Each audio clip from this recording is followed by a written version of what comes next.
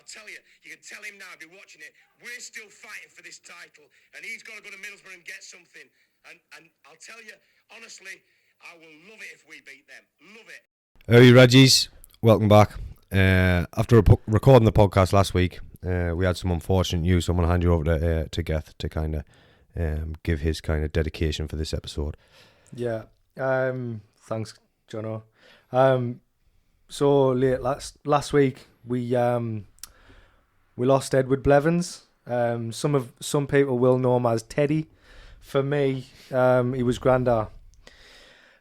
He was the reason why I became such a big nerd and a big film buff. I mean, I can always remember, just going to meet him and my Nana Norma's house, and they just had this one bookcase just stacked full of tapes. And, every time we went in the house, it was like, right, what film can we watch? And whether it would be, like The Labyrinth or Star Wars or something like that. And it was their love that carried on through me. So it was a bit of a shock to us all, but, he is in a better place. And, we will be there for me Nana Norma. So, yeah, rest easy, Grandad. Love you. This one's for you, Ted.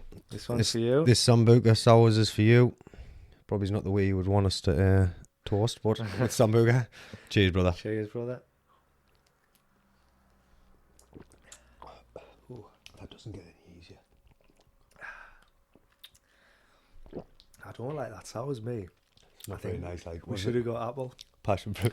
There was only passion fruit left in there? Asda. Council estate. There was only passion fruit left in Asda. When I went up at 11 o'clock last week to get it. Oh, yeah. It was a right. late one. So, welcome back. Episode 002. Here we go. 002. 002. 002. I do want to say a huge thank you to the kind of reception we've received from episode 001. It kind of blew us away a little bit. I didn't think we thought it would have that much of a positive reaction that quickly, because it is just two lads basically not having a bit of a laugh. We are mega serious about it, but if you break it down to the bones, it's us two having a bit of a laugh and doing what we love, kind of thing, which is strange to get a good reaction from two people doing what they love. So yeah, all the messages and stuff I do really appreciate it. Yeah, it's been overwhelming, to be honest, because we thought like a couple of people would watch it. Yeah. And it would be like one of them things where, like, you've always going to have sort of a bit of a people who go, oh, what you doing that for? But genuinely, like, there's people who's watched me stream from like other countries, like the Russian guy. That was crazy. Like one of me Russian friends, like from me streaming. Hey, like, people like them have listened to it, so thank you, everyone. Like, if anybody from work's listening, right, he's not my Russian friend. That's all I'm going to say. They've got to have the security people after us now. True. No, the black cars are pulling up outside. But yeah, because on our like analytics for the podcast, it tells us like the countries people have watched it in. So we see it. Shout out my guy Ryan in the Falkland Islands. I know you're home soon, brother. I know you were listening and I've seen it. So yeah, also I'd like to say a big happy birthday to my little girl Annabella. Third birthday. It's on Wednesday, but I'll be away for it, so I'll say happy birthday now. Happy birthday, beautiful. Yeah, love you. Daddy loves you. Right then, so we'll start with something that we've been talking about during the week. That I know Geth wanted to kick off with, basically, and it was a little bit of something that we touched on last week, which was when we were down Hartlepool as kids. I'll start the story off. We were down Hartlepool as kids, basically. We went swimming. Had we been swimming? Or had we swimming, yeah. We'd been swimming. We used to always go to Hartlepool swimming baths because it had the diving boards. It was but the thing is, that was the place to go. Yeah, everybody went swimming there because it had the big diving boards, didn't it? We always used to go and doing the Tomb Raider dives and everything. The penguins off the top boards, and it was brilliant. Yeah, and we go swimming, get a fat. What was the sandwich shop called? Fatso's. Fatso's. Yeah. That was the original Fatso's. I want a quid for any sandwich you wanted, and then 50p lemon top or something, wasn't it? I think so. Yeah, it was in the middle bit where you walked in. Subway now. Yeah. So we'd been swimming, we'd went for a sandwich. Honestly, for a couple of minutes after we have them sambuca sours, I'm like in agony. So we went swimming, went to the town centre after, and we're just like walking around being kids, looking at all the shops, the JD and that. We're looking at the trainers and all that. And we end up bumping into this group of lads, right?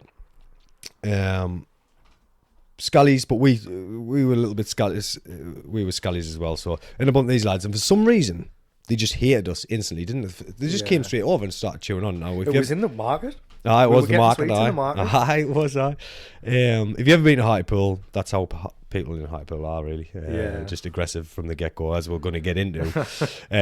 Not all of them, but no, but yeah, the knobheads in Hartlepool are worse than knobheads anywhere. Is what I should say. Not all people.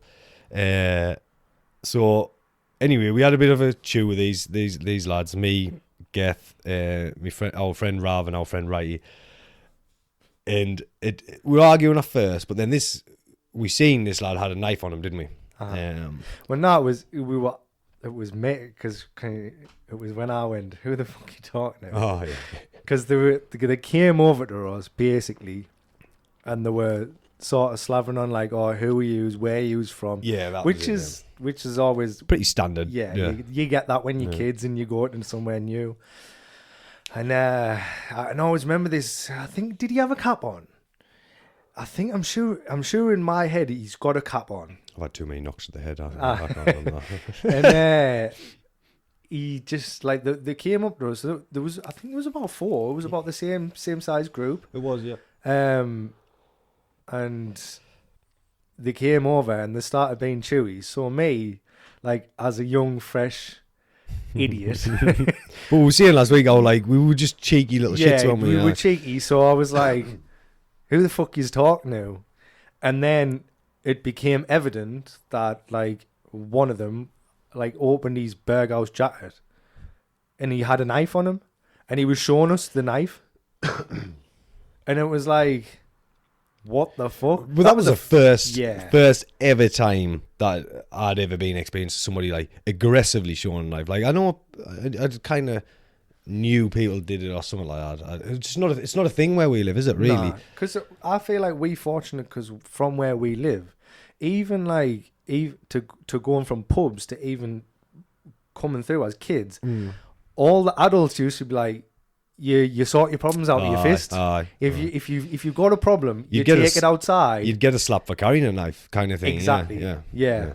So our friend Rav is going to hate us this. The reason why we brought, not the reason why we brought this back up, but a good notion for bringing this back up was the fact that he texted us during the week saying, "I'm glad you left out the part what we're going to tell you right about him, who was there."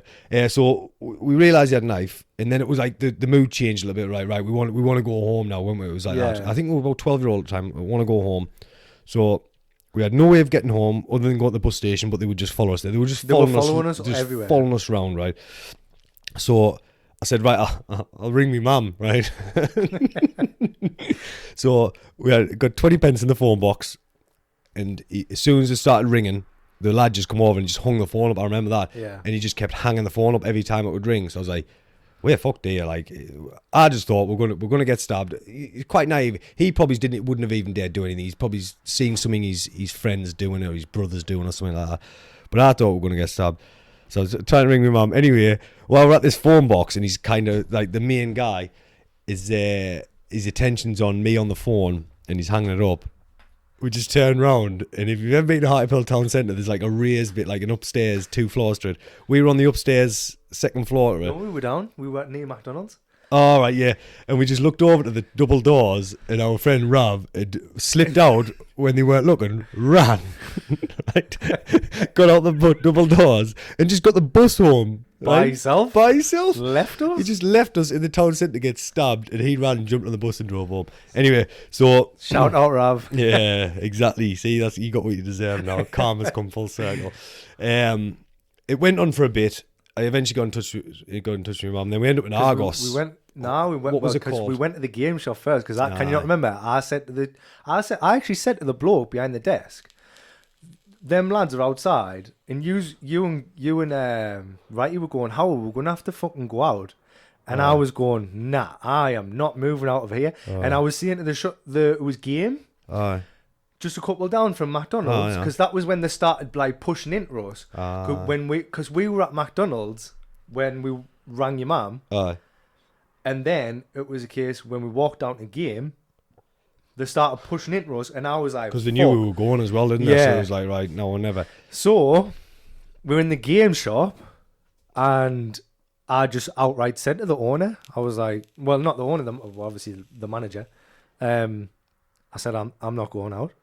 And the manager, I remember that at the time, he was trying to kick us out. He was trying to kick us out. Yeah. And I was like, look, these, if chewing us, they've got a knife, and he didn't care. Yeah. He literally did not care. I remember that. And eventually, because we weren't buying anything, he was like, get out.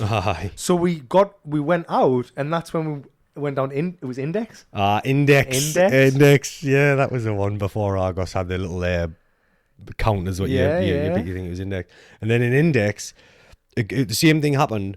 But right, our mate, right, he's got a button to push. Gets to a certain point, and he just loses it. Like, and he just picked one of them up over his shoulder, didn't he, and slammed him on the floor. He's like, I've had enough.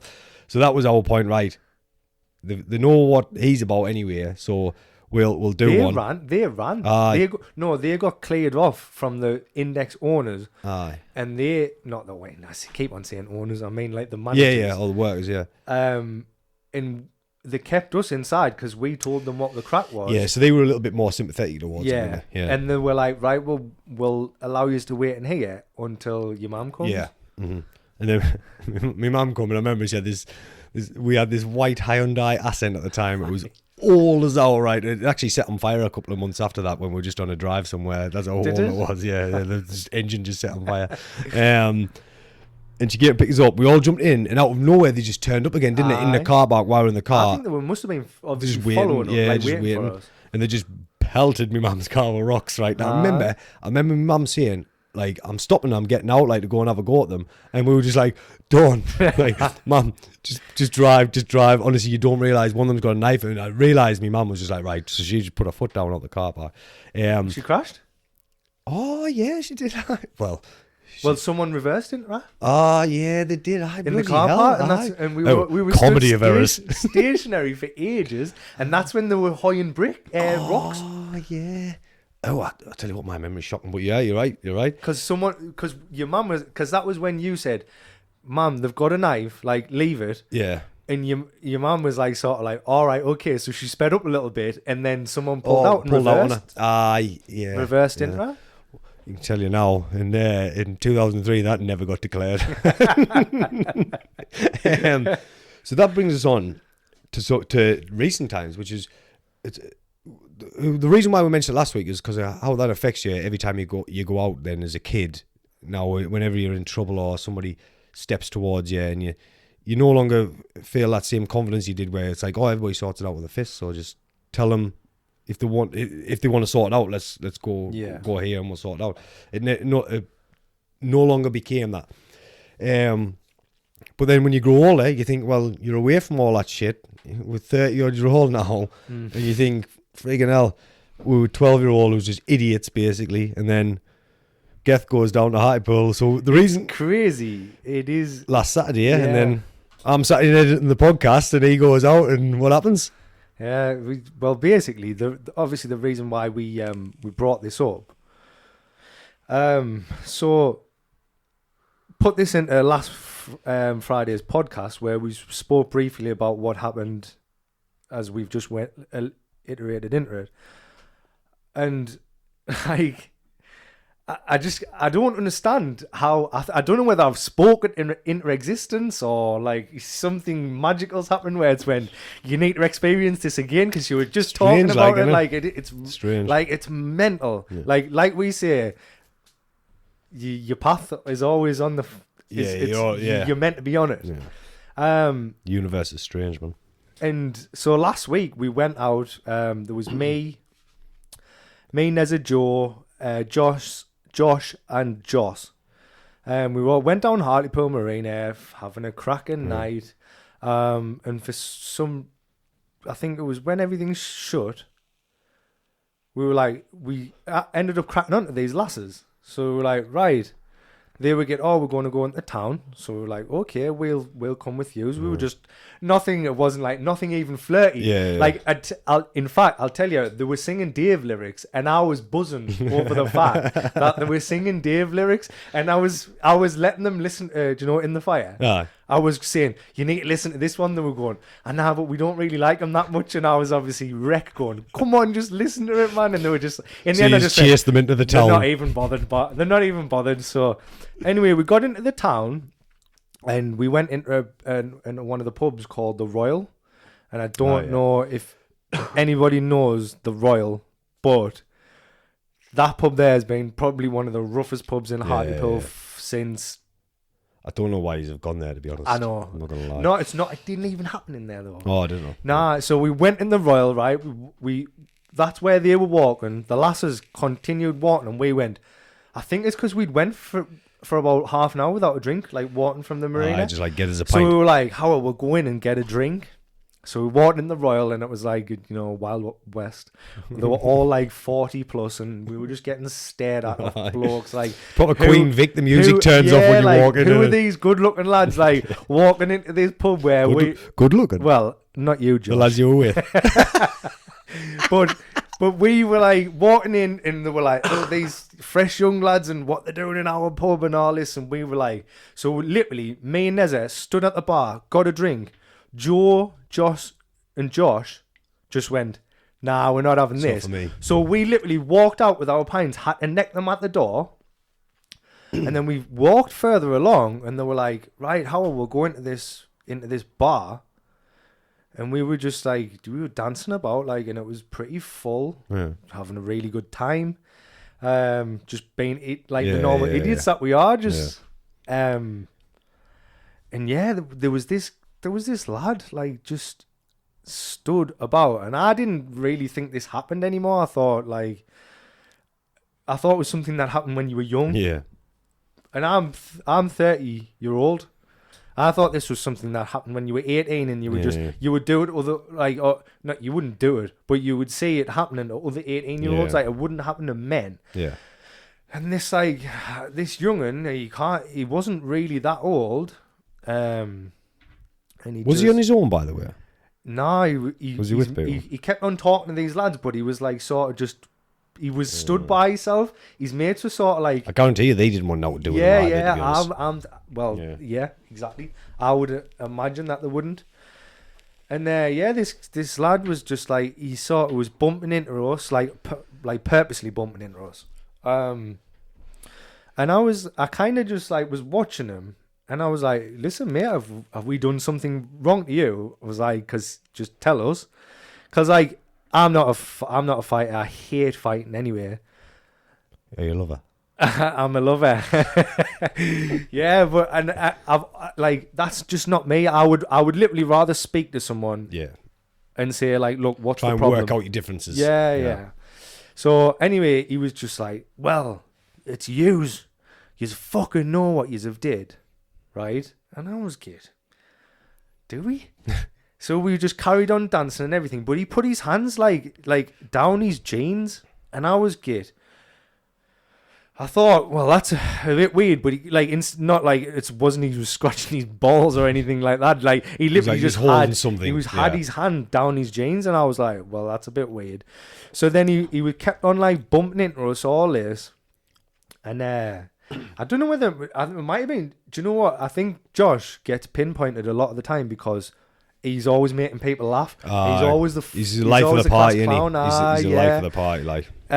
So I don't know whether he just pinpointed him, but he was just staring at him, and I was like. By the way, right, for those who don't know, Josh is about 3 stone. Yeah. I love him to bits, right? But he's about 3 stone and looks like Gollum. That's a bit generous to Gollum. Nah, Josh, you know I love you. We love you, bro.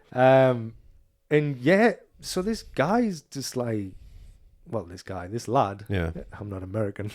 I'm trying not being an American from You've been hanging around me too much. Yeah, this lad and he starts staring at him. I was like, has he done something to upset you, mate? And he was like, yous all know what yous have done.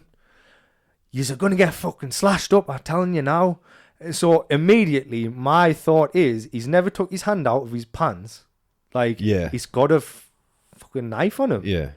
So I'm immediately like, whoa. It sort of brought us down to earth a little bit. And I said to Neza, I was like, listen, he's just told us he's going to slash us up. And so me and Neza, like, straight away, both jumped into, like, Neza went, right, that's it. I've had enough. Yeah. We're going home. Like, that's it. So he pulled me and him out into a taxi. And I think Josh, like, we tried to tell them and they were like, you idiots, man. You're just skitzing out. You're just skitzing out and that. But it was me and Neza who stood there and, like, we witnessed the way that he was reacting. Because I was saying to Neza, look at him. Look at the fucking state of him. Yeah. So yeah, and then we fucked off, and then they ended up fucking off, and we ended up coming back to mine, having a couple of drinks, whatever. But like, because we were all plastic, Yeah. like they couldn't remember what was going on. They were oblivious. Disjointed. It's a disjointed story, and it's like, well, I didn't see him do that, and then somebody's like, oh, I didn't see that. He's like, oh man, you're skitzing out all this. And I wouldn't care, you know, right?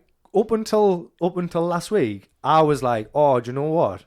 I always had this thing with Hartlepool. I did not like turning out down Hartlepool. I don't go there. Like, I don't like it. It's just Hartlepoolers and Pityackers. Yeah, don't mix. For some reason we've never. It's always been a thing. I'm not gonna lie. Pityackers in any major town don't really mix. To be honest, so I don't know. It might be we might be the Jew.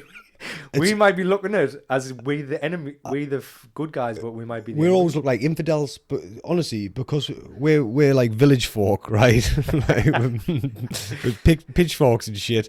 But they're like the townies, same as Hartlepool, same as when we go to Newcastle, same as when we go to Sunderland. It's like, what you're doing in our town, you don't live here. We live in this town. You're from like a village down the road, but we're not gonna. It would be the worst thing. The stupid thing is if somebody from Sunderland comes to Pete Lee and goes to Vibe, everybody's like, there's not that. It's like, wait, what you doing for here when you're from Sunderland? It's just like, get yourself in, have a drink. Knobheads, man. But so the reason why we're mentioning it basically is just go on then. Yeah, sorry, yeah, I was on, just going. The one of the points we were speaking about our mate Rav, and me, Rav, Joe, and Neza had been out a couple of weeks before that, and we had a really, really good night. Yeah. Went to the marina, then went into the town, and this lad, we were in Loons, and I think it was at this point where we went, right, we need to fuck off. Yeah. I think we were in Loons, or anyway, this lad comes up to Rav and goes, "Oh, did you kill my brother?"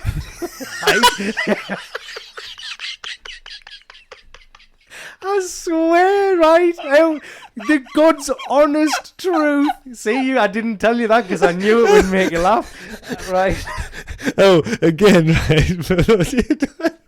So Ram's the same guy who ran away that time in Hartlepool, right? Yeah. And he's the type of guy, again, Ram, love you to bits, right, bro? But he's the type of guy who, if you picked out a group, he'd be the guy who'd run away. Yeah, right? and he's tiny. He's just doesn't He's look a good. like. He's just like a fun-loving lad as well. He's just a funny, he's just one of them. But yeah, this lad came over and he said, "Did you kill my brother?" Right, and Rav was like, "What the fuck's going on?" And he went, "Nah, mate." And he literally came in like he wasn't drinking or anything like that. So somebody in that pub has rang him and said, "He's in there." That lad who you're looking for, who killed your brother, like I'm not laughing at that, by the way. Yeah, I'm laughing. and he's. I mean, we do like apologies to the brother dying, but like he just came in and he was like, "Did you kill my brother?" And Rav was like, "No, what you on about?" He was like, "Are you sure?" And Rav was like, "Mate," he was like, even Rav said, "I was going to show him your ID and everything." Like that's that's how much he was like, "What the fuck?" And in the end he went, "All right, well you do look a lot like him." And then, but that was it. And then he just disappeared. Aye. Fucking hell. So I think it was at that point when, I ended up getting spangled and put to bed. But aye, Rav, like it's a Hartlepool. What's going on down Hartlepool? Honestly, we had a similar through Sunderland. It was when Sunderland was starting to die, right? because this is why I say it's not just and we're not like ragging on Hartlepool a bit here, but the good people of Hartlepool should be trying to root these people out and see it like driving these people out of the towns, because you don't want them people that's what all the economy comes from in your town. And we're through Sunderland, and it was just after Sunderland was absolute. Can you remember like Winter Wonderland, right, at Point? Yeah, that was dancing on the stages, the Kings of Leon. Meant. Or honestly, them days were always a pound. We touched pound on of varsity pound of diesel, but in there it was a pound of EK in the club. So in the nightclub, pound of EK. All the classics on Chelsea Dagger, all the Kings of Leon, Mr. Brightside. Oh, Mr. Brightside. All at used once. to go absolutely And a bit of rave and dance tunes thrown in there as well. It was I tell you what, I used to always be a favourite of mine. Can you remember Neo Closer? Oh, that Neo. was like, but that was like an R&B dancey type of song. That was when you were picking the lady, like that, looking for the ladies. But yeah, so it must have been a few years after that, and it was on the decline because Point had stopped, all that kind of crap had stopped. And we're in the chicken shop along the road from Point, which everybody used to go to. King's Chicken. And we're in there. It was me and someone else. I think I'd gone out with Greg O'Neill, right? And he was outside, because if he was inside, this lad's dying, to be honest. But he was outside, like smoking or something. And I was inside, and he just started chewing on this black lad, right? And he's just like racially abusing him. I just turned around and I was like, this is why the night out is shit here now, because nobody wants to deal with your little arsehole crack anymore. And he was like, I was like, look at the town, it's dead. It used to be bouncing, right? And it's because of little arseholes like you that people just think, I can't be arsed with you, right? Everybody who grew up and was like, why would I want to deal with that shit? I'll just go to Newcastle where that shit doesn't happen as often, kind of thing. But yeah, so the reason we got on that kind of, we started on the old knife story, and then this one this week is because it's the fact that people are still to this day still carrying knives on a night out, right? So they're going on a night out. You're going on a night out for a drink with your mates, and you're taking a knife with you, and not for protection. He can't say that was for protection. Nah. He's standing at the side of the dance floor. Look, he's gone out that night thinking, I want to have a bit of a scrap with somebody. And I was just thinking of a funny story about Griff down Hartlepool, but we'll get into that another time, right? And he's gone out that night thinking, right, I want to get into something with someone, and if they're hard, or if they're going to beat us, or if they're getting the better of us, I'm going to stick a knife in them. I mean, what kind of crap? And especially now, so going out with my wife, right? If I go down to Hartlepool now, which I wouldn't anyway, because of this kind of crack, what am I meant to do there, right? At least usually with four of the lads who, if anything really bad happens, you've got a couple of smart lads there who know what to do, or at least get you out there, kind of thing. But if I'm with my wife, then what happens? So I'm out there for a drink with my wife, and he picks me. I'm the one tonight that he decides he doesn't like me for some reason. It's that kind of, and this brings us on to what we were saying today about that gang that got jailed today down in, I think it was Newham, right? Well, the guy who got stabbed, an NHS worker who got stabbed. And they've just been jailed today. I think they got a combined 27 years, which they should just, if you get caught carrying a knife, right, and you're not on your way to a fucking cookery class, right, you should just get, I don't know what they do with jails, but you should be getting 15, 20 years instantly. If you're going out with a knife for any other reason than to use it to cut vegetables and chicken, right, you should be getting 15, 20 years. If you, like, so when I'm getting ready, right, and it takes us forever. I'm gonna be like, I'm doing my hair, I'm doing this, right? All right, I'm ready. Right now, what do I need? I need me money. I need me phone. Is my phone fully charged? But when you take your phone, you don't go to your kitchen drawer and say, "Oh, your knife." Yep. Exactly. That's what I do every time. Yeah, that's what I do. Like, who pats the pocket down? Goes when they're walking outside and goes, "Oh, bloody hell! I forgot me knife." Like, wait, what? Where do these people come from, and why? Most importantly, because if you look further down the country, like in say London, South London, and or even the major cities, in the major cities like Manchester, whatever, you know, right, that a lot of the time it's poverty. It is knife crime is to do with poverty. Yeah. It's some kid who doesn't have nothing, who wants to have something, and he's going to make any way of having that something, and that it's totally wrong. But when you start coming further up the north, and then you get to us, which to the point when we were saying, we've always been taught, right? You deal with everything with your fists, right? And if I knew one of my mates had some chew, right, and he was going and taking a knife out, I would be like, "What the fuck you doing, mate?" And I wouldn't be around him. I would tell all the lads who we're not about with, and I would say, "You need to have a word with them." I think we're fortunate because we don't knock about with any lads like that. Yeah. But if one of the lads just decided to do that, I would be like, "Mate, what's the reasons behind what's the reason? What's the reasons behind why you think you need to take your knife out tonight?" And then we'll deal with that a different way. Yeah.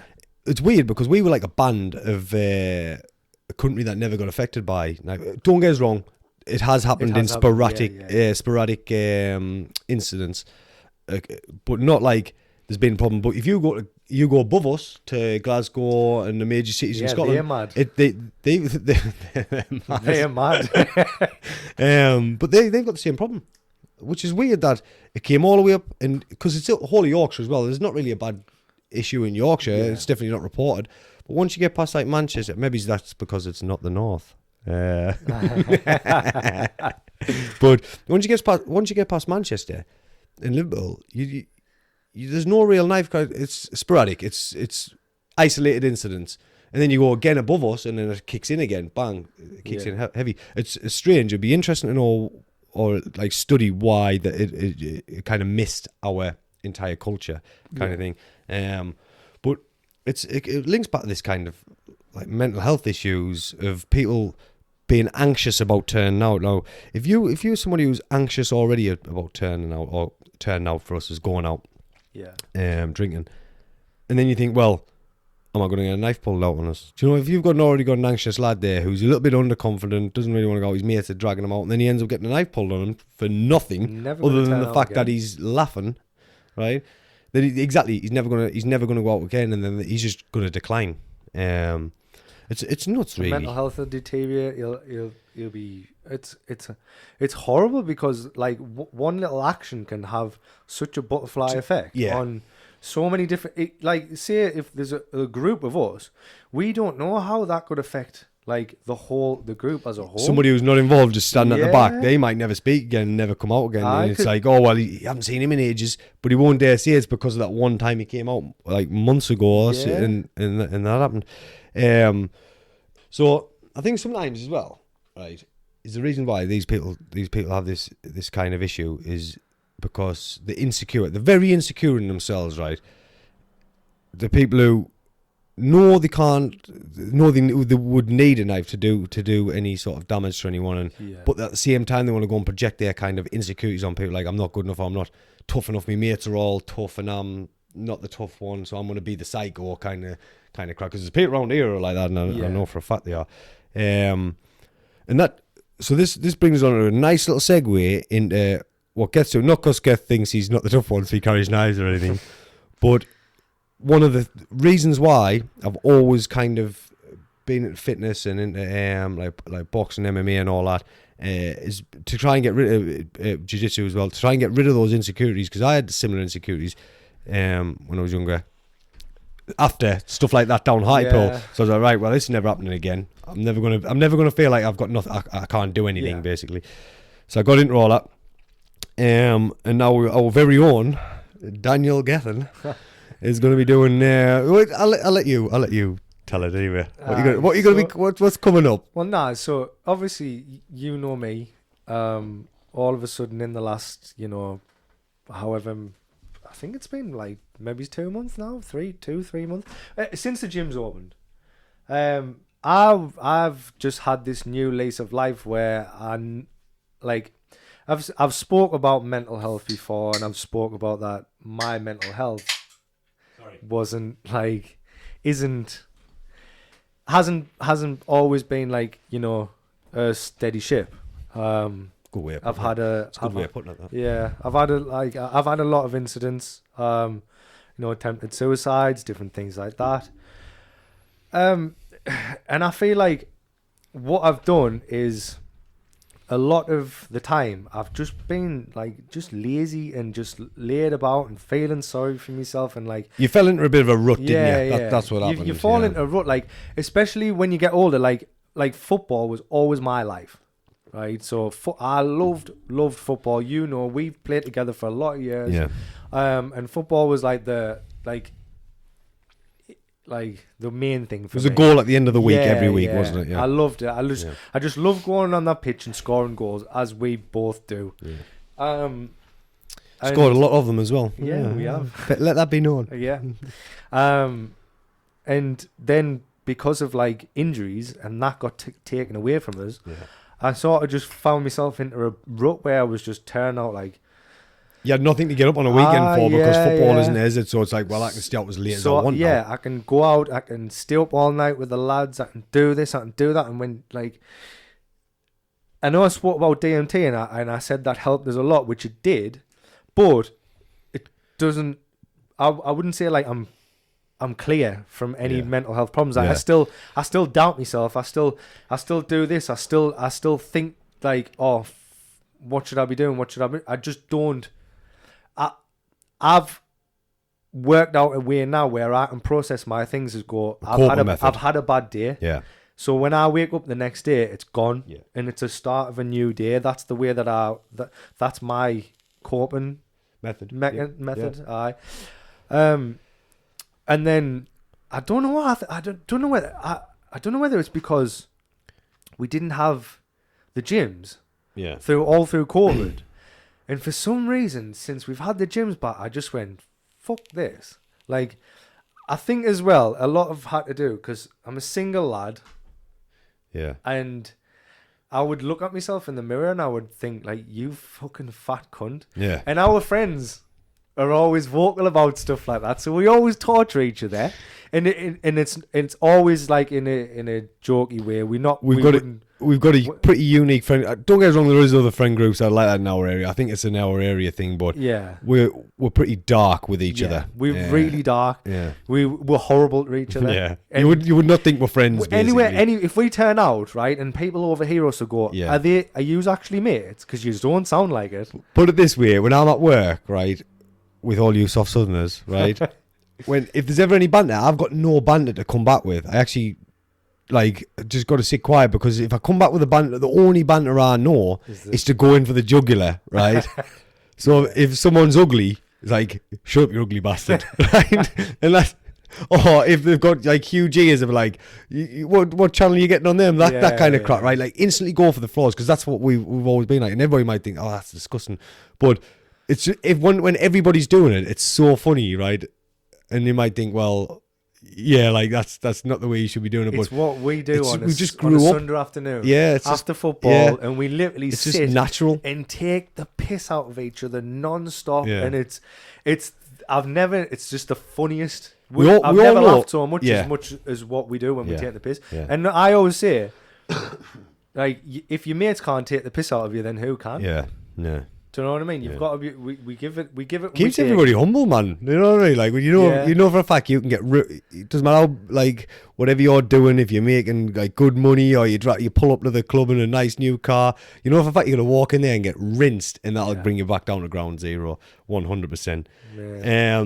So we were saying basically, the gym's reopened, yeah. Yeah. So the gym's reopened, and I had this. Obviously this thing where it was a TikTok. I tell you what it was. It was a TikTok, right? And it was a 90-day challenge, I think, right? Or no, I remember 75-day challenge. I told you, you told us about And basically, this 75-day challenge on TikTok was like, right, what you do in these 75 days is, you go to the gym every single day. You eat clean every single day. Like, you don't break your diet. Yeah. You don't. You read 1 hour of a non-fiction book. To try and better yourself as a person. Something else, and you do like once a week. You do like something charitable, or try to do something like for the community, for a good cause. And I was looking at it, and I was thinking, well, look, maybe if I take like a couple of steps of that, and sort of incorporated like, and I wrote my own little diet out, which was to try and lose weight. And I thought, what I'll do instead of doing, because 75 days is a long time. Well, I actually told you, didn't I? Yeah, when I mapped it out, and I was like, fucking hell, that goes past my birthday. Yeah. And I was like, well, there's no way I'm like not going to have a drink on my birthday. Well, I told you at the time, I was like, you've got to take these, and we'll get into this in a bit, but you've got to take these kind of journeys one step at a time. Yeah. Don't give yourself unattainable goals. If you're, I could wake up tomorrow and be like, right, for the next 365 days, I'm not going to eat a carb, right? Yeah. That's ridiculous, because I'm going to eat a carb next day. So when you do break it, you kill yourself about it. You're like, oh, fucking hell, man, I've brought me diet. Don't give yourself, so that's what I said to you as well. Like, maybe just bring that down to 20 days, start at 20, then if you do well, have a little break, then go up to 30, and then work your way up, kind of thing. Yeah, and that's what it basically was. So I had this idea in my head, and I thought, right, like, I want to lose weight because I want to feel good about myself, good and confident enough to be able to be like, because I got into a stage where I was like, fuck, hell, man, I didn't have sex for like a year, longer than a year, right? And it was horrible. I'm not that's a proper like Ross from Friends moment. You just told everyone like, yeah, but I'm just gonna. It's been 6 months. Oh, you know what? It was, and I was like, I won't laugh too much. It's not a nice thing to laugh at. And that's even when I'd sport the lasses and that, and they were like, fucking hell, that's good for a lad.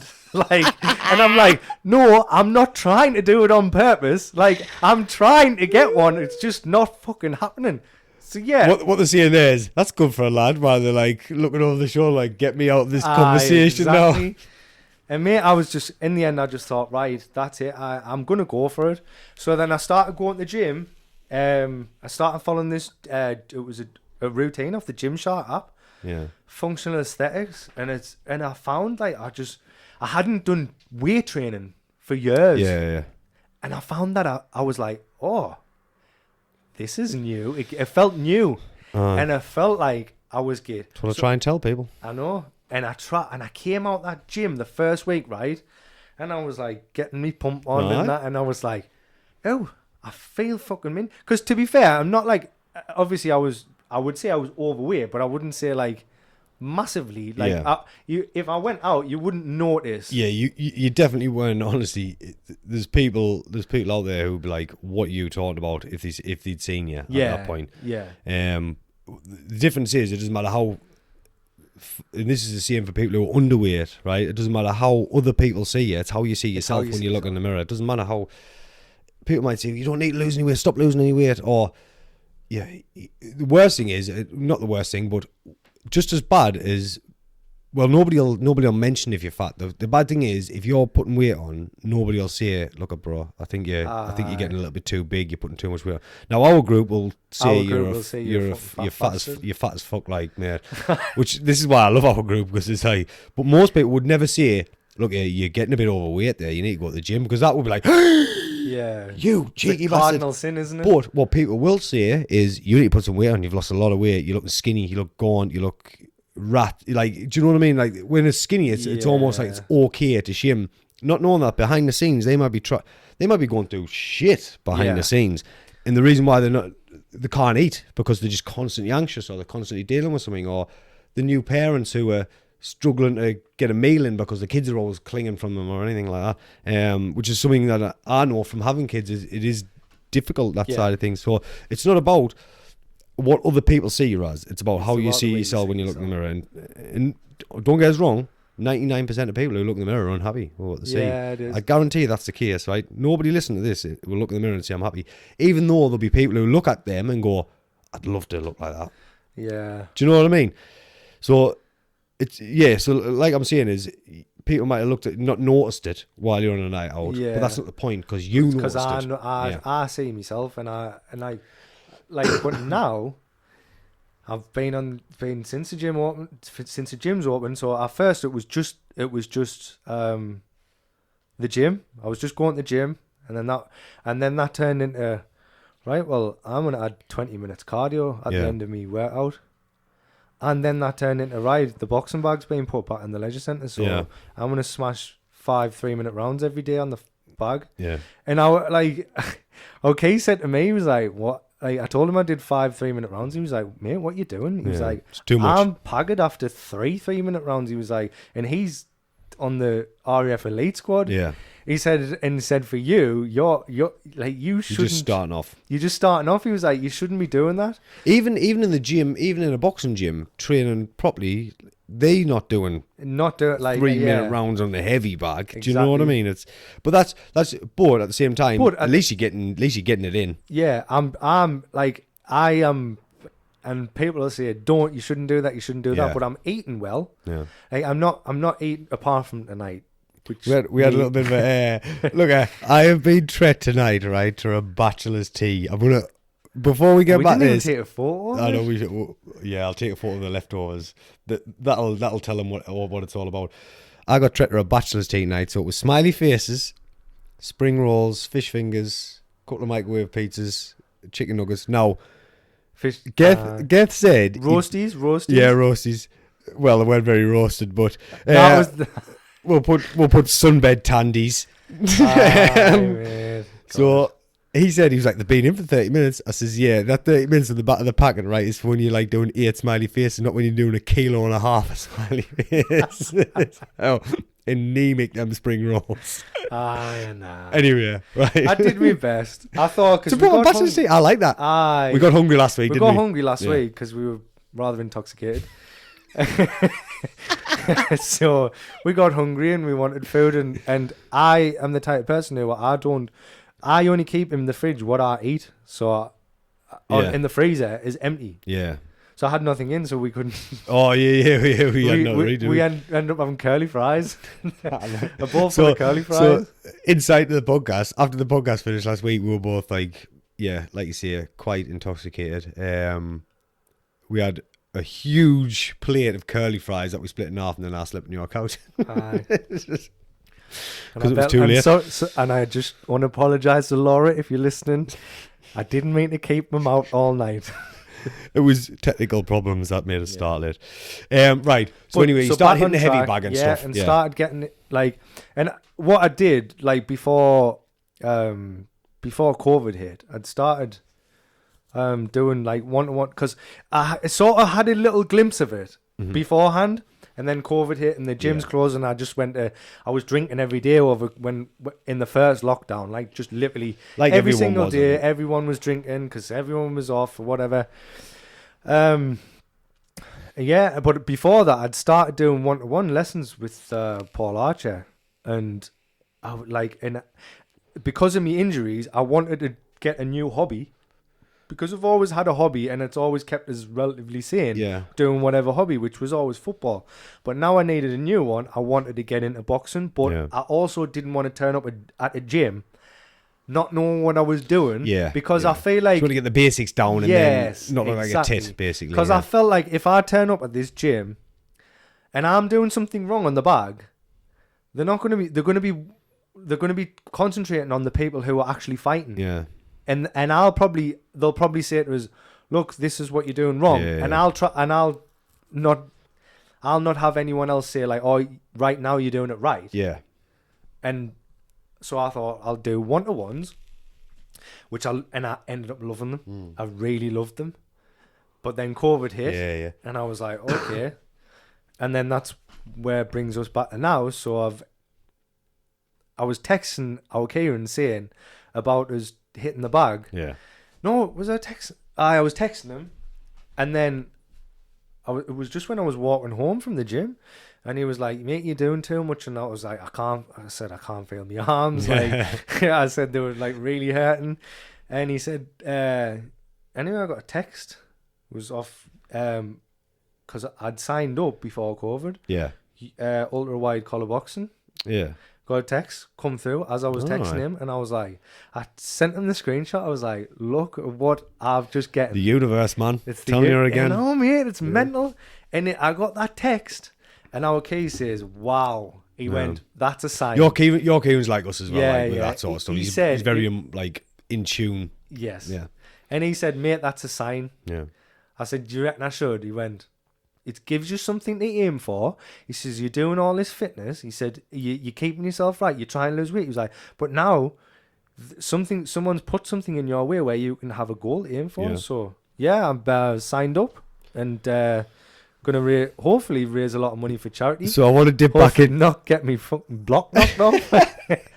So I want to dip back into like what our friends are like, right? So he wrote in the group on like Wednesday or Thursday saying, "Oh, lads, this is a crack. I've signed up for it. These are the dates. He's gonna come watch us." And there's absolutely no way anybody in our small like iMessage group. There's only 6 of us. There's nobody, anybody in that's not gonna go. Yeah. But the first message was from me, and it was like, "Get in, get the bum bag, Dan, the bum bag, get in." And Rav texts you and someone, "I'll go and watch you get knocked out." It's like, just do you need? And then he's like, "Do you need an opponent? I'll knock your head off." So like, that's our kind of crack. But at the end of the day, mate, props to you to put yourself. Because I think a lot of this, we went to watch Josh Dunn before, Yeah. do the same thing. To put yourself in front of all your people you know, right? With no, fight. I mean, you do get trained, It's but it's minimal. mega basic training, right? And it's novices, total novices who've never had a boxing bout before. Yeah. To put yourself on that stage in front of all your friends when they're in, so if you go to a boxing show, an amateur boxing show, there is people drinking, but it's the people watching are boxing fans or fans of the person who's fighting. You go to one of those white collar boxing shows and it's like just people just going for a piss up. They don't really understand fighting or boxing or don't understand what's going on. They just want to get smashed and see people have fun and raise some money for charity kind of thing. So to put yourself on that stage in front of that sort of audience, which can be a little bit less forgiving, as far as not embarrassing. But you as a fighter, you'd probably feel a little bit more pressure on the embarrassment side. I think props to you, mate. It's something I totally admire, to set a goal and go for it. Especially, so I'm obviously a big advocate of fitness, right? Anybody who knows us will know that.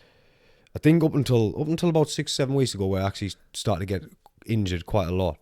I don't think I'd had a day off the gym, right? This is genuine. I don't think I'd had a day off the gym where I didn't go to the gym or didn't run or do something. Because they have active rest days where you might walk the dog. But I would at least run and then walk the dog. I don't think I had a day off in about 7 years, right? Or 8 years, where there was a day where even when I'm hungover, I find like the fact that when we can turn out and like we can sink so many drinks and like you can sit up and be fine, and then the next day like all of us is like, we gonna die and all that, and then John was like, I've just been to the gym. Like, don't get us wrong, I'm not going in those sessions and PB and all my lifts kind of thing. But you're just sweating it out. I'm going in there, I'm getting something done, just even if it's just like a quick little arm session or 20 minutes cardio or something like that. But this comes from, again, we link back, because this is going to be a big theme of the podcast, but it links back to mental health again, right? And Laura will tell you, if there's a day I haven't been to the gym, I'm a different person. If it gets 6-7 o'clock at night, I'm irritable. I've got too much energy inside us. I'm like irritable, really, really easily irritable. And so if I go to the gym first thing in the morning, I have a glorious day, right? A glorious day. And it's something that I've been scared. I actually got scared of not going to the gym because I didn't know how. Yeah, I didn't know how it was going to be the rest of the day, and I felt like if I take a day off today, I don't want the rest of the day to be spoiled because I've missed the gym today. And it became like a bit of maybe it's a little bit of OCD. Like this is just what I do every day. I go to the gym and smash it. Obviously went to America, competing in a lot of like powerlifting shows. Went down that way with the powerlifting kind of thing, and then come back and had a couple of injuries. And now I've started to realise, right, you're not 21 anymore. You can just turn up drunk and deadlift. You just can't do that anymore. But it's something I always push people to do, right? So enough about like me just going to the gym. The reason I say this is because I tell people all the time who are maybe struggling a little bit, who are kind of in a crossroads in their life where they don't know which way they want to go. Maybe he's just broke up with a girlfriend, or they're in a place where they're like, I don't know what I want out of life. And I say, just get in the gym, right? Just get in the gym, hit the gym, and get a good session out, because your thoughts are so clear after a heavy sesh. And I don't mean just like go in there and do some bro sets, right? I don't mean just go in there and just bench press 10 times and then come out and you're going to have an epiphany. I mean, go in there and find out who you really are when you're with somebody. So the other week when we went and we had that little warm-up session, right? And you were like, I was like, oh, we'll warm up on the row and a bit of press-ups and stuff. We'll warm up. And you were like, fuck me, that's a warm-up. I was like, mate, you should see a session where if we had a bar and stuff, I'd be taking you to the deep waters, right? Because after those sessions, you realise that the stress is like when your lung is about to collapse, right? You feel like your lung is about to collapse, right? The stress of your bank account going overdrawn is like, no. People might find this mad. People who don't go to the gym will think I'm crazy. Trust us, trust us. It's the way I deal with all my stresses. If I'm stressed, I go to the gym. If I'm doing this, and I come out with a clear, it's like clear in your head. Honestly, it is like clear in your head. You come out with a clear thought, right? I need to do this, this, this, and this to get past this problem that I was dealing with before that, that I had no idea how to deal with. And it's something that I've spoken to my wife about before, that she gets really bad migraines, and I've told her, get in the gym, honestly, get in the gym. And she's like, nah, she hates the gym, right? Absolutely hates the gym. And she doesn't need to go to the gym at all, by any means. But every time I say it, it's like, oh, you want to get us in the gym? I'm like, no, it's not that. I'm saying people don't realise how good exercise is until they've tried it. It is. It can solve everything. I'm telling you now.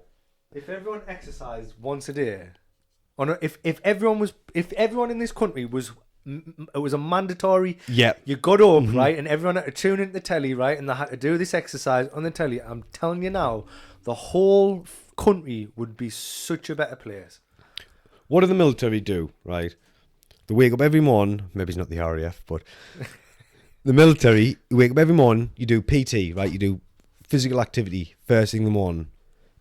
Why is that? It's so the rest of your day, you're boosted. You're boosted. Your mind's clear. You can learn easier. Your aggression, you kind of natural testosterone and natural aggression, even as females, your natural aggression is gone. There's a reason for the fact that all the major what you would call aggressive companies, the military, do fizz every morning, or at least do fizz once a day, and they encourage it. Yes, it's because we've got to be fit. It's for multiple other reasons as well, and that's why I say, if you're ever dealing with something, and you haven't tried it yet, right? If you're dealing with something that's really bugging you and you haven't tried it yet, just get in the gym. Just try it, right? If it's not your, no, I'm alright. If it's not your coping mechanism, then fine. You don't have to go again. It's not like you're committing to something. You just go once. Another thing as well, I'll say, is probably something you thought is starting up again, or at least exactly what you were saying about going to the boxing gym, about people looking at you going like, what the fuck's he doing? Yeah. Nobody in the gym is looking at you, man. Especially women, right? I've been going to the gym for, I grew up in the gym. My gran was trained down Eddie Elwood's when I was just a 10-year-old, and I used to sit on the machines while Big Ed was training his heart out. Nobody's looking at the girls, right? I'm telling you now, the lads in there aren't looking at the girls, they're looking at themselves. Aye. Right. I'll go to the gym and I'm like, oh, I wish I could bring this mirror home. It's a good mirror. I tell girls all the time, right? Do you know why they do that as well? The mirrors are beveled in gyms, so you look bigger. Yeah. I tell people that all the time, but they're like, I don't believe you, bro. Right. I don't believe you, bro. I look huge. That's how I look. That's why when they get home, they think the pumps wore off. When they get in their own mirror, they're like, oh, God, I'm skinny. I need to go back to the gym tomorrow. But it's kept me addicted for 15, 20 years. But nobody's looking at you, girls, right? He's just absolutely farted in my face, a little scrub. Oh. Shadow. Bloody hell, mate. What a way I just went to pick the dog up and put him in my lap because he likes to sit on the lap, like, feel amongst the crack. And, like, when I say crack, he's literally just farted in my face, a little scruff. Not gonna lie, that's absolutely put us off balance, that, like. You stink, you little sod. Well, yeah. I'm rambling a bit, but because Geth was getting drink. I'm rambling a little bit, but at the end of the day, if you haven't tried it yet, try it. I promise you, it will help you. And if it doesn't, If it doesn't, then you just don't go again. It's simple as that. So you always find something but what's you've for noticed you. It's you've personal. noticed a huge change, haven't you? Yeah, 100%. In your kind of way you think. My change, like, I'm fully, like, it's gonna sound mad because, like, 2 months ago, I didn't want to know myself. Yeah. I was like, oh, and now I'm like, Getting that confidence, bro. it ties into the mental health. You actually said the arms on your t-shirt when you went out the other week. You're like, oh, the fitting in my shirt. It's a good feeling. But tying into the mental health, like I'm sure he wouldn't mind us saying this. Like, I've started training with, like, my first ever girlfriend's brother. Oh, right, yeah. And he's been Beep. That's for you, James, right? Because James is the only man who noticed that I said it last week. Oh, did he? Did you notice? Nah. I knew you didn't. Too busy. It was wrecked anyway. Right, sorry. But yeah, so I've tried, training with Paul, and like he's been for 3 weeks, and he's a tall lad, and even our Kieran said to me, he was like, if he starts training with you and doing what you're doing, he said he's got potential. He'll probably fill out so quick. And he wanted to do that for his own mental health. Like, he'd split because he'd split up with his partner. Yeah. Breakups make the best bodybuilders. Yeah. You know. Do you know what the funny thing is? I seen them out. It was that night after James's christening. All right. Yeah. We went to Hartlepool and then ended up coming back. And they were in there, and I was speaking to them and all that, blah blah blah. And he was telling us like how he felt like shit. Yeah. And like now, he's like nearly catching me up on the way. It's like, and do you know what it is? I've got to give credit to him, right? He proper pushes himself. Yeah. Right. And I'm talking about this. This is a really skinny lad. Yeah. Right. And he's come in and he's like, look, I need you to show us what to do. I've never weight trained before. He said, I've only ever just came in and ran on the treadmill. And he said, like, it's like what you were saying about being too skinny. Yeah. He was the same. He's like, people are looking at us thinking I'm skinny. He wants to bulk up. He wants to put a bit beef on. And I said to him, I was like, the only way that you're going to do that is, you can eat, you can train as much as you want, but you need to eat properly. Yeah. And I was like, and now, I was like looking at him today, and I went, "Oh, look at your arms." I was like, "Mate, you're actually like compared to the a couple of weeks previous, it would just be nothing there. And like now, he's got a muscle on. He's got a muscle in it, and he even said he was like, "Oh, I took my top off to our Carly," and she was like, "Hey, like your shoulders is like coming in," and I was like, "Well done, man." And I was like, "Yeah," I was like, "Do you know what?" I said, "If I could just help someone like that, just by that, and that's just by me getting back into the gym. Yeah. And that's helped him because now he's coming and he's just like, well, from the first week that he was there, he like when I speak to him that he's just like, he's bubbly again. He feels like a new person. Well, he's got the confidence behind him now to say like, oh, this doesn't define me how the way I look kind of thing. I've taken control of my own body basically. I look the way I want to look now, not the way I wish I'd look kind of thing. And hats off to you, Paul. Like if you do ever listen to this, well done, bro. Well done. So anybody can start at any point. I think people are worried about that kind of start and not seeing results instantly. And it's something that you've just got to stick with, man. And honestly, eventually you'll see results that change. They will change your life. And anybody who goes to the gym, I know plenty of lads who go to the gym who will tell you it change your life. And on the boxing theme, we were just on about it earlier. Before the podcast, Kieran again coming up with good ideas. The Good Idea Club, Kieran, Anthony Joshua fight next week, and we can't do Friday next week, so because of Wolfie's engagement, Daniel's engagement. So shout out to you too. Congratulations. Best wishes. So we can't do Friday because it's Wolfie's engagement and Geth's going to be there. So we're going to do Saturday. And it just so happens that it cues us perfectly into that first sports special what we're talking about. So the way the episodes we're going to run is Wednesdays we're going to be guest night. Fridays we're going to be this type of format where it's just me and you just chatting the shit.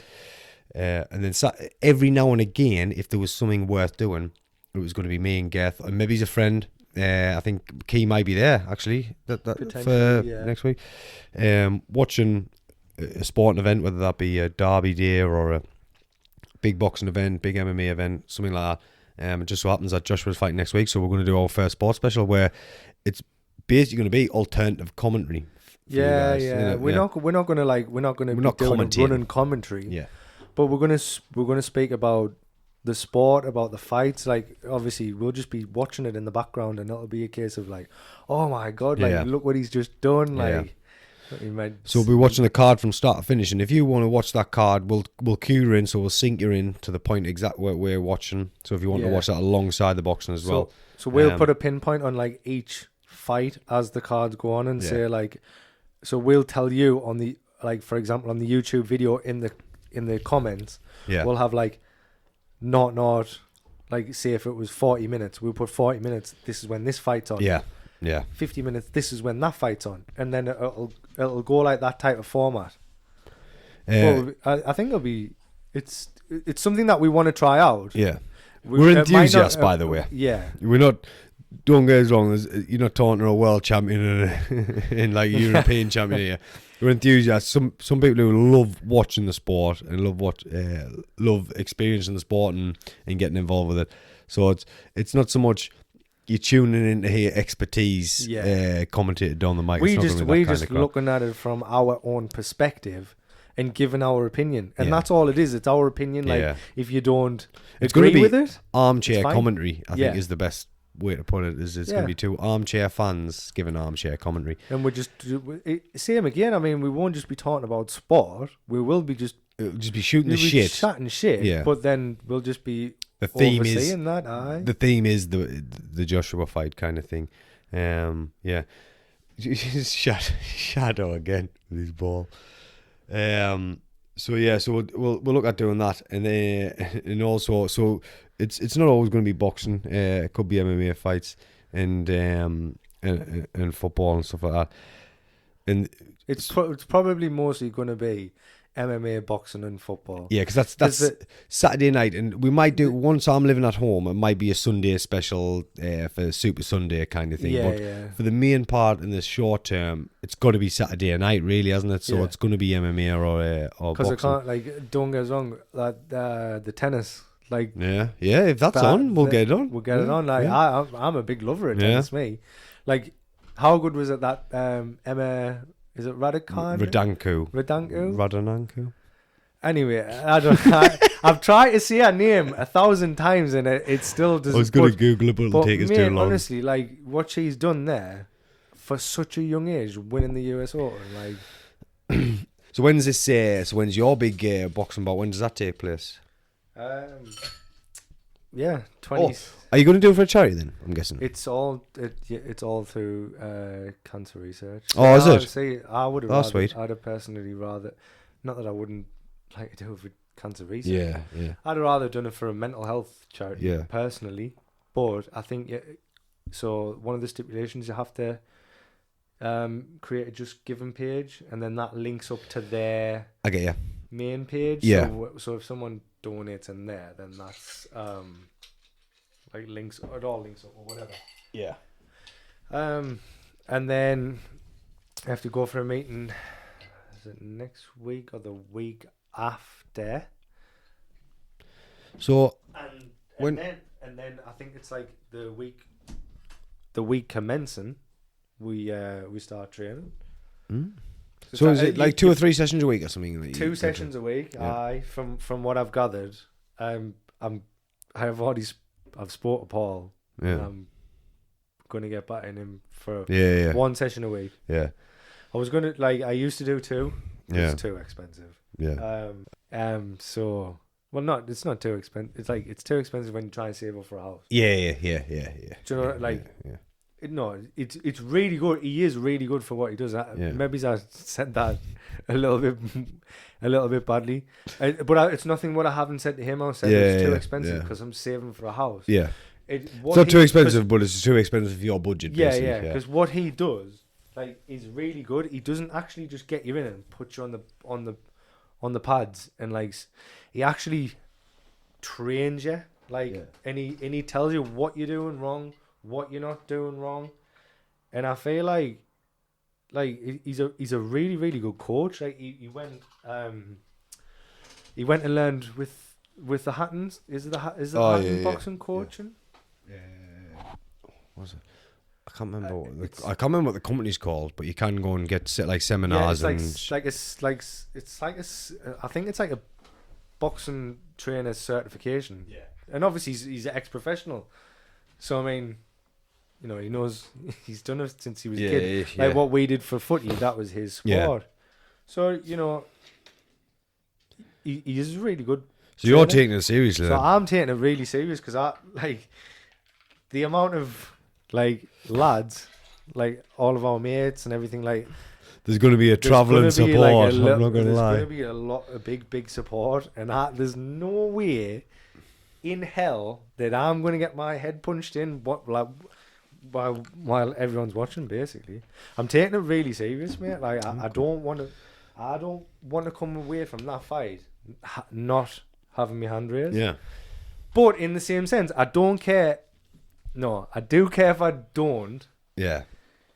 But in the same sense, it's all for charity anyway. It's all a good laugh. And if I do end up getting beat, at least I can say I went in and give it a try, and I had something to aim for. I think that's the point. I want by that time I want to be down. I'm gonna say that's what I was gonna say. By that point, you're gonna be probably in the shape that you've always wanted to be. Yeah. Without even realizing it, because you've had your focus on maybe the anxiousness of this fight. But you're probably gonna find that you're looking the way you want to look. So win or lose, you're gonna walk away going, "Oh, yeah." No. Hopefully, I win in both aspects. Yeah. It's a nerve-wracking thing to think, but I've done worse, Mad King and all that. You know what I mean? I don't. What's the worst? I don't. The thing is, right? As much banter as the lads give you, unless we're up there doing it as well, as not. We can't really banter too much. We can only keep it friendly because we're not up there doing that. So, like I was saying, that's probably obviously I've boxed with the RAF and stuff like that, right? And that's never. I don't feel like that is on the same level of pressure as what you're doing. Like honestly, because I'm boxing in front of people who I've never even met before. So if I lose, I walk away and I don't see anybody ever again. That kind of.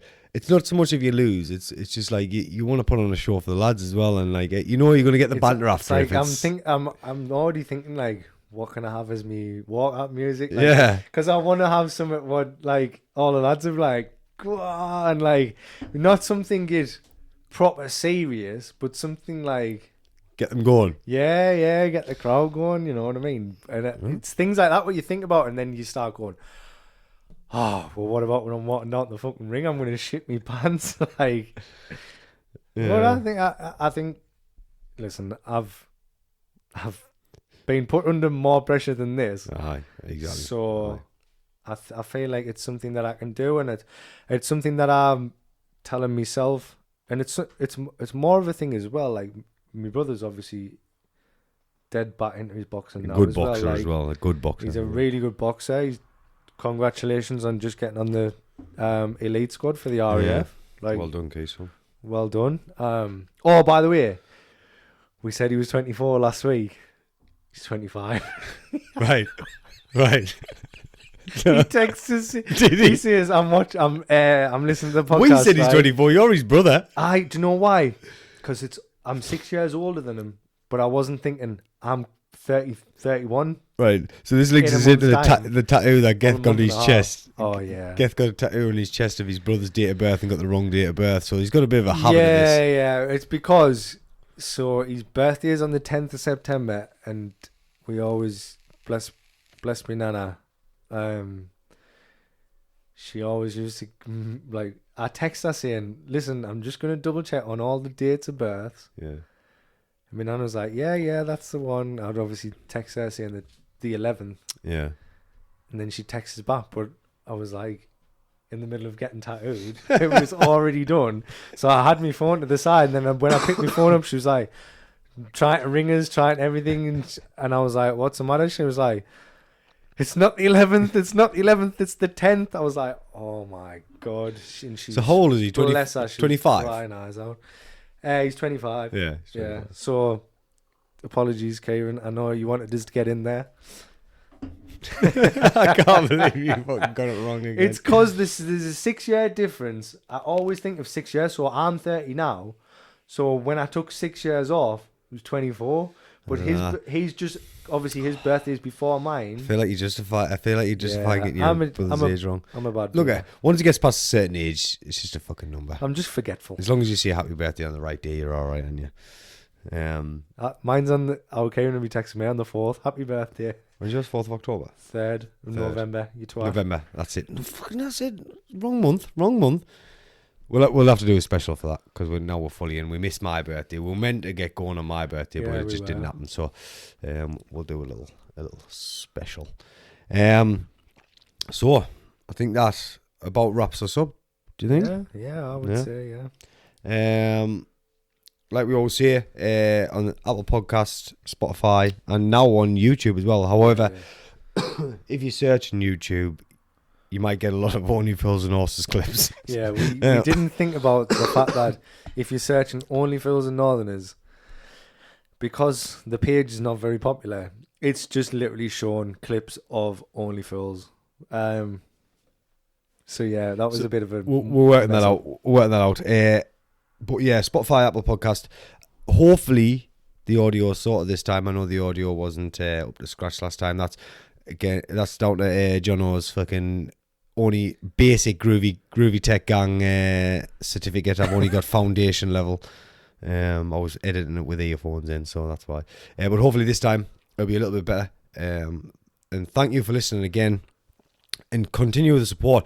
One thing I will say about Apple Podcast is if you listen on Apple Podcasts, just if you scroll down to the bottom, right, there's a little rating system. You don't have to write a review. I would love it if you did.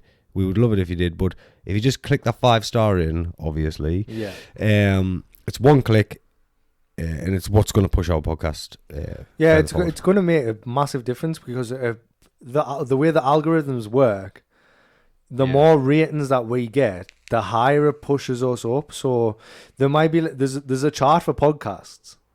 And the more of a review that we get and the more high pushed up we're going to get as recommended to somebody. So it's weird that the way that it works, but like any sort of reviews or anything like that, if you go on Spotify, you can leave reviews on there. If you leave, when we put the episodes up on YouTube, just go in the comments and say like if you like the episode.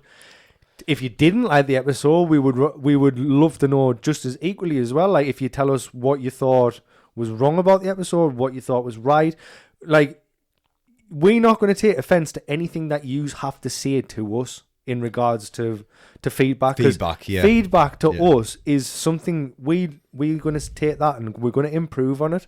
So don't feel like by giving us negative feedback that we're going to be like, oh, don't listen to such and such. Yeah. Because we're not like, that's I as would good much as good rather, feedback. I would rather you feel confident in knowing us to be able to say, right, this is where I feel like you've said something and you shouldn't have, or blah blah blah, and you know we appreciate everything. Yeah, we do appreciate everything. Yeah, good feedback's just as important as constructive criticism as well. Yeah. So yeah, obviously don't sit and say he's wankers, but like just say it if you want. Well, if you want to, that's fine. I don't but mind. Just if you're gonna be, I am a bit of a wanker. If you're gonna have criticism, be constructive about it. Yeah. That wraps us up, episode 002. So, basically got one more episode next week, which is going to be the Saturday sports special. We're going to try out the first sports special, and then the week after we may have a guest on. Yeah, we may have a little cheeky little special guest, but the week after is our first official guest, Simon Hall. Yeah. If anybody is know him from around the area, a lot of you might not know him. But Simon's a friend of ours, and he's going to tell his story, a very deep and dark story, and I honestly cannot wait for you to hear it, really. I can't wait for him to tell us it, because we don't know the full story. I've actually asked him to not tell us the full story. We said we don't. He tried, like, we were speaking in the pub, and he kind of nearly went into it, and we were like, listen, Simon, because we want to have a genuine reaction. Yeah. When he's talking on this podcast, we don't want to know the story for him to then come on the story and feel like we already know it, so we're not really that interested, because that would never be the case anyway. But we actually want just a genuine reaction for the listeners as well, because I feel like it's going to blow people's minds. I feel like the whole story behind it is incredible, like incredible and gruesome at the same time. Yeah. And just to see how he is now, such a beautiful person. Yeah. Like tops off. He's just done the Great North Run. You would did he? Well done, Simon. Well done, mate. Yeah, well he's just finished the Great North Run. To come and I will say, whichever you little scallywags, you probably never listen, but whichever you little scallywags pinched his bag, which contained like his medal and everything. He went to the pub after, and someone pinched all his shit. Fucking hell, man. Like, what sort of scumbag does that? Fucking only Phil's Northerners, bro. Yeah. This is where we live. Where we live, yeah. Fuck's sake, man. Dickheads. But what a bunch of fucking cocks if you did that. Right. Episode 002. Thanks for listening. Peace. Peace.